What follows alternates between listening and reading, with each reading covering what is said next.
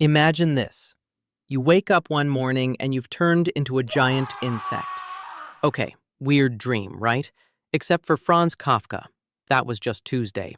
See, Kafka didn't just write nightmares. He lived one. Franz Kafka was born in 1883 in Prague into a German-speaking Jewish family. Sounds cultured, right? Elegant? Literary? Yeah, no. His father, Hermann Kafka, was a terrifying man. Think of a medieval boss fight, but with yelling. He was huge, loud, and aggressive. Franz? Quiet, sensitive, anxious. Basically a shrimp living with a shark. Kafka once said his father made him feel like a worm.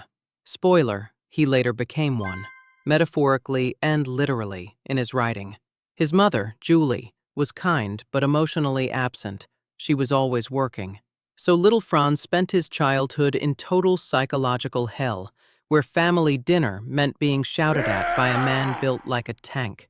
When most kids were building Lego castles, Kafka was building trauma.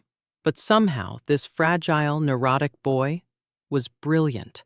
He was the best student in school, top of his class in literature, philosophy, and Latin, the kind of guy teachers secretly love and classmates secretly hate. But inside, he was miserable. Kafka wrote in his diary that he felt condemned to exist. Bro was writing existential poetry at 14. Imagine being that self-aware and that depressed before puberty. After school, he studied law because, guess who made him? Yep, his dad. Franz wanted to write. His dad wanted him to be useful. So he spent years studying something he hated, because arguing with his father was like arguing with a brick wall that screams. After graduation, he got a job in an insurance company. And oh boy, this is where the Kafkaesque nightmare really begins. Every day he would sit in an office, surrounded by endless paperwork, bureaucracy thicker than molasses, writing reports nobody cared about, for people he despised. He called it soul-crushing monotony. And guess what? He'd get home from work, lock himself in his room, and write all night about characters crushed by systems they don't understand. So when you read The Trial or The Castle, you're basically reading his diary, just with more metaphors and less HR paperwork. You'd think maybe love could save him.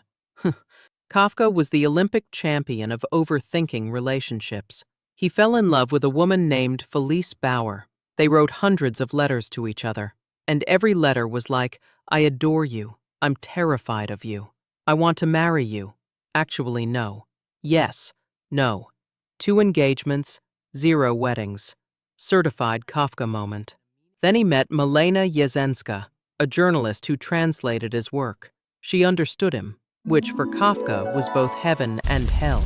Because if someone really saw him, they'd see all the guilt, fear, and despair inside. So naturally, he sabotaged it.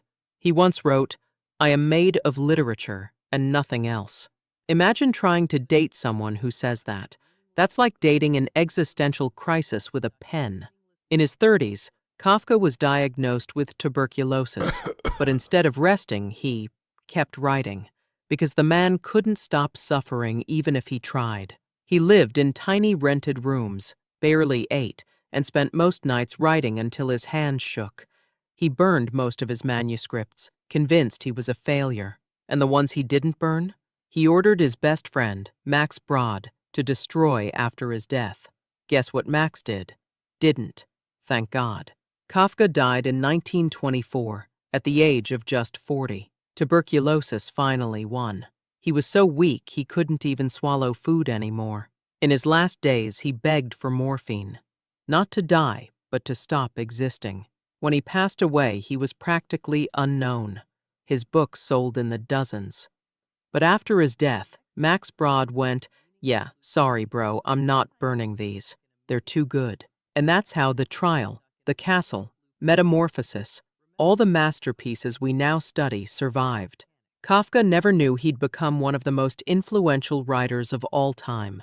He died thinking he was a complete failure. So the next time you feel stuck in a meaningless loop of paperwork, remember, Kafka walked so the rest of us could panic. He feared he would disappear without a trace. Instead, He became the voice of everyone who ever felt small, lost, or trapped. If you enjoyed this story and want to see more torture geniuses, hit the like button and tell me in the comments, whose suffering should we explore next?